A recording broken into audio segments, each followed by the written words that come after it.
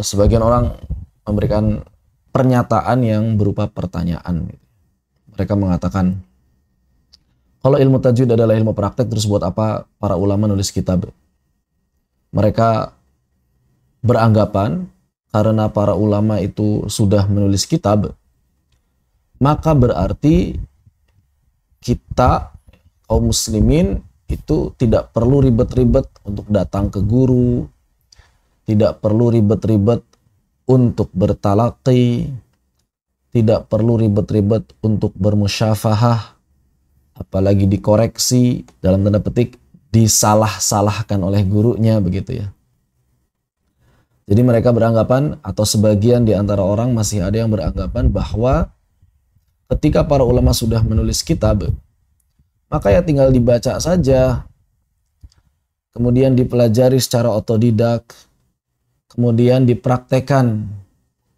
Anggapan tersebut adalah anggapan yang tidak tepat, bahkan bisa dinilai sebagai keliruan yang besar. Mengapa demikian?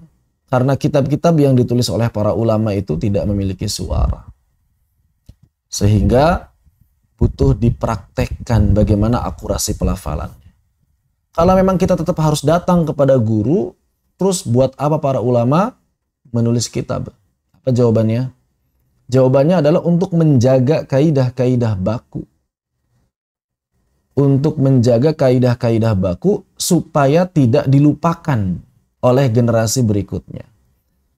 Karena kalau hanya mengandalkan riwayah, hanya mengandalkan talaqi dan musyafahah, ada kemungkinan sesuatu bisa terlupa.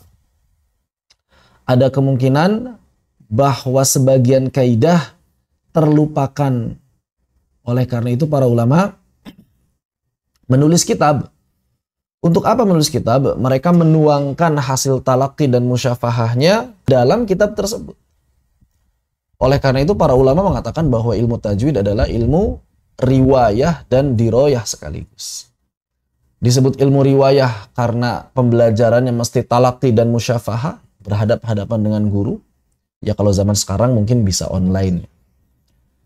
Disebut ilmu diroyah karena secara teori telah tercatat di kitab-kitab para ulama.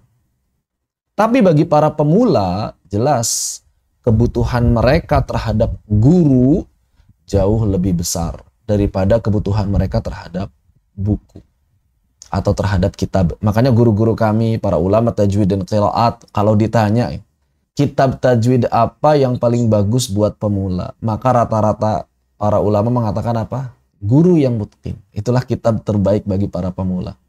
Kitab tajwid atau ilmu qiraat hanya akan bermanfaat bagi mereka yang telah merasakan lelah letihnya bertalaqi. Hanya dapat dirasakan manfaatnya bagi pelajar menengah ke atas. Buat pemula kurang terasa manfaatnya kitab-kitab tersebut. Kenapa? Misalnya kita berbicara idgham naqis, to bertemu dengan ta. Sisakan sifat itbaqnya to pada saat mengidghamkannya di dalam huruf ta. Ini kalau cuma dibaca, orang-orang bisa ngarang cara mengucapkannya seperti apa. Menyisakan sifat itbaq dalam memasukkannya ke dalam huruf ta. Bagaimana? Bagaimana cara mengetahui akurasi dan ketepatan pelafalannya? Ya talaqi. Tapi kan zaman sekarang bisa nyimak rekaman. Bahkan kitab saja ada yang disertai videonya. Baik itu berupa, kalau zaman dulu masih pakai CD ya, DVD. Atau pakai ada lagi dengan menggunakan paket flash disk. Bahkan zaman sekarang udah QR gitu. Bukunya ada QR code-nya, di-scan langsung keluar YouTube. Iya, betul. Zaman sekarang dalam tanda petik kitab bisa berbicara. Tapi ternyata kitab masih belum bisa mengoreksi pelafalan kita. Kita bisa mendengar pelafalan yang tepat, tapi belum tentu bisa mempraktekkan contoh yang diberikan para ulama tadi. Jadi bisa apa? Bisa mendengar contoh yang baik, belum tentu bisa mempraktekannya dengan baik pula. Maka mau tidak mau, suka tidak suka, pembelajaran praktek ilmu tajwid itu wajib. Talaqi dan musyafahah. Tidak bisa otodidak. Karena kalau otodidak ujung-ujungnya ngarang. nun bertemu fa ikhfa. Ikhfanya kayak gimana? Di kitab ditulis menyamarkan suaranya diiringi dengan ghunah. Pasti orang yang nggak pernah belajar kepada guru akan ngarang. Oh, mungkin begini maksudnya. Demikian pula sifat syiddah, rikhwah, hams, jahar. Ketepatan dan akurasinya seperti apa? Ini kebanyakan kalau tidak belajar kepada guru, yang ngarang pada akhir. Nah, ini yang kemudian ditekankan oleh para ulama bahwa pembelajaran tajwid itu mesti talaqi dan musyafahah. Labudda, tidak bisa tidak. Ya, tidak mungkin ada orang yang mahir tajwid dengan otodidak.